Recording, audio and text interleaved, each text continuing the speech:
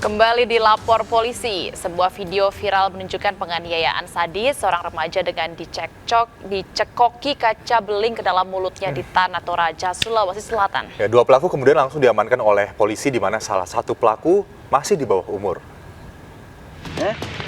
Apa sih Rara? Mengapain?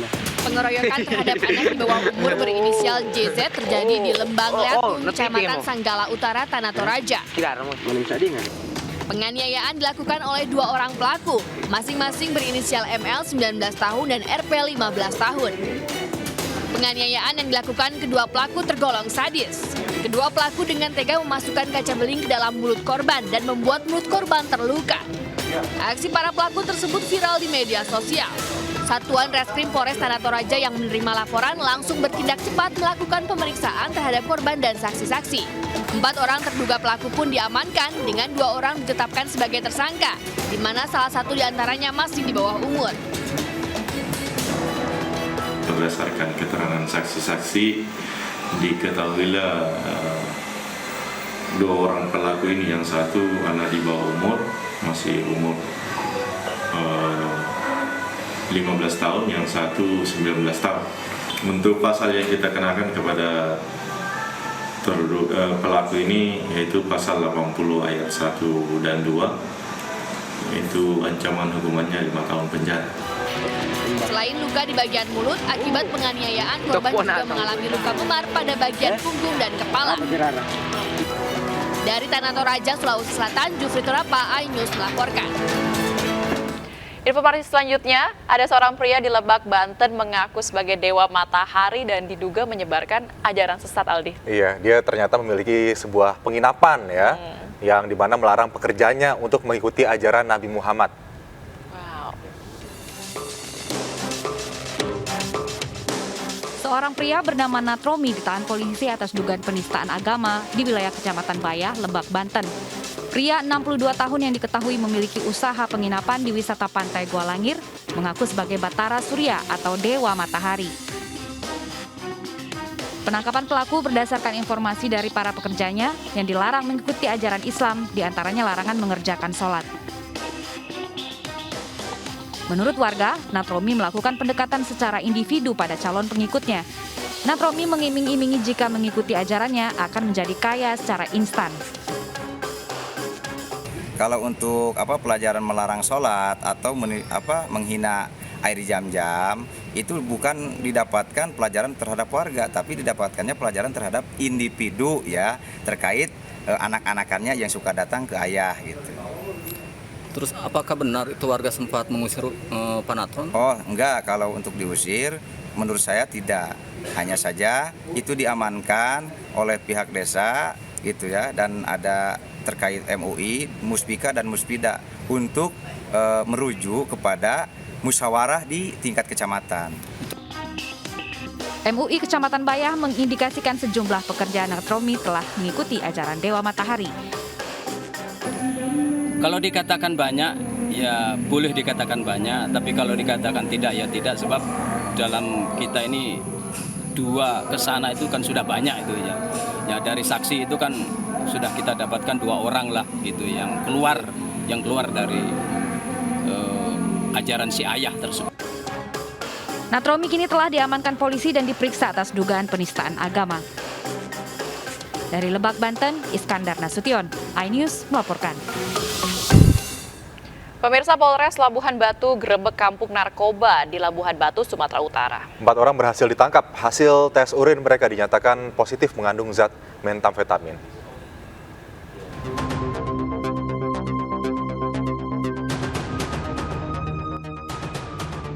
20 personel gabungan Polres Labuhan Batu menggerebek kampung narkoba di kawasan Rantau Prapat, Labuhan Batu, Sumatera Utara.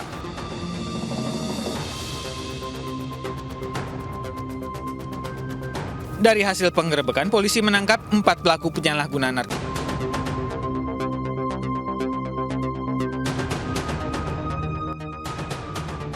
Dua 20 personel gabungan Polres Labuhan Batu menggerebek kampung narkoba di kawasan Rantau Prapat, Labuhan Batu, Sumatera Utara.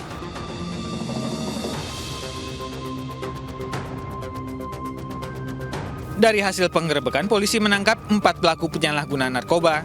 serta mengamankan sejumlah barang bukti. Di lokasi 4 orang, di lokasi salah satunya perempuan, ya.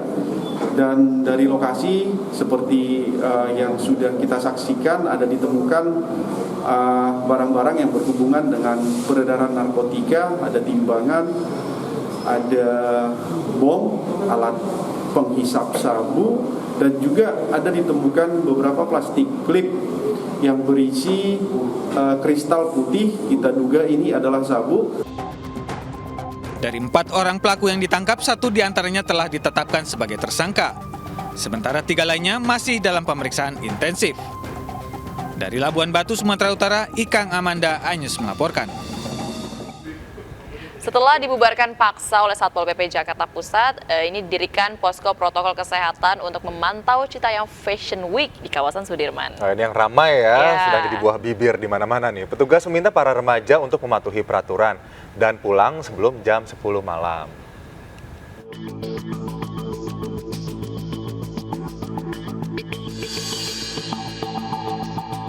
Petugas gabungan dari aparat kepolisian dan Satpol PP membubarkan Citayam Fashion Week di kawasan Sudirman, Jakarta Pusat. Petugas mengimbau agar para remaja asal Citayam dan sekitarnya segera pulang ke rumah masing-masing karena telah melanggar jam malam.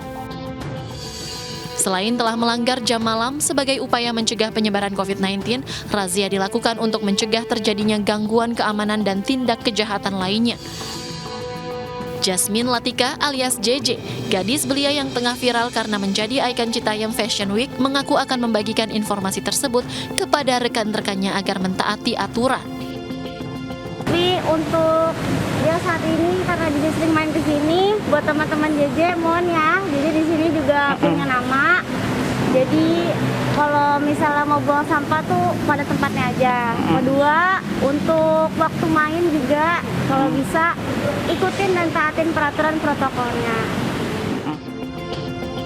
Usai pembubaran ini, Satuan Polisi Pamong Praja Jakarta Pusat menempatkan posko penjagaan protokol kesehatan.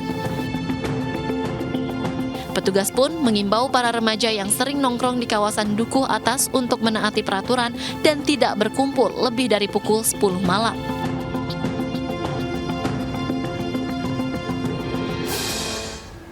Unjuk rasa puluhan mahasiswa yang tergabung dalam Kesatuan Pelajar dan Mahasiswa Polewali Mandar di kantor Pemda Polewali Mandar ricuh. Ya, massa di sini memblokade ruas jalan Trans Barat Sulawesi dan juga menyandra sebuah truk.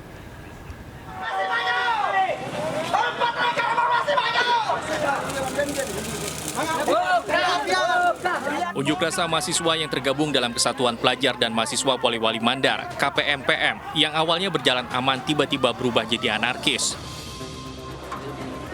Massa tak terima kantor pagar Pemda Polewali Mandar ditutup dan digembok, padahal massa berusaha menemui perwakilan Pemda. Akibatnya massa berusaha masuk ke dalam kantor Pemda dan mendobrak pagar besi hingga roboh. Massa juga melakukan aksi bakar ban bekas dan meminta salah satu pejabat Pemda untuk meminta maaf atas adanya tindakan kekerasan kepada Ketua KPMPM Ihsan Mahendra. Tak puas melakukan aksi di depan kantor Bupati Polewali Mandar, puluhan mahasiswa justru melakukan orasi di ruas jalan dan memblokade seluruh badan jalan. Massa bahkan menyandera truk yang melintas dan dijadikan sebagai panggung orasi. Sebelum meninggalkan lokasi, massa mengancam akan melakukan aksi lebih besar jika oknum pejabat tersebut tidak meminta maaf. Dari Polewali Mandar, Sulawesi Barat, Huzair Zainal, iNews melaporkan. Pemirsa, informasi tadi sekaligus mengakhiri Lapor Polisi pada hari ini. Terima kasih sudah menyaksikan Lapor Polisi. Dan bagi Anda yang ingin memberikan aspirasi, keluhan, laporan, dan apresiasi kepada pihak kepolisian di seluruh Nusantara, kami juga membuka laporan pengaduan yang bisa diakses kapanpun melalui sejumlah channel kami, yaitu di Instagram resmi kami, @laporpolisi_iNewsTV dan @official_iNewsTV. Dan tidak hanya itu ya, Anda juga bisa menghubungi kami melalui email di laporpolisi.inews@gmail.com. Bersama saya Aldi Hawari dan saya Bebe Kristami. Lapor Polisi, Anda lapor, kami sampaikan.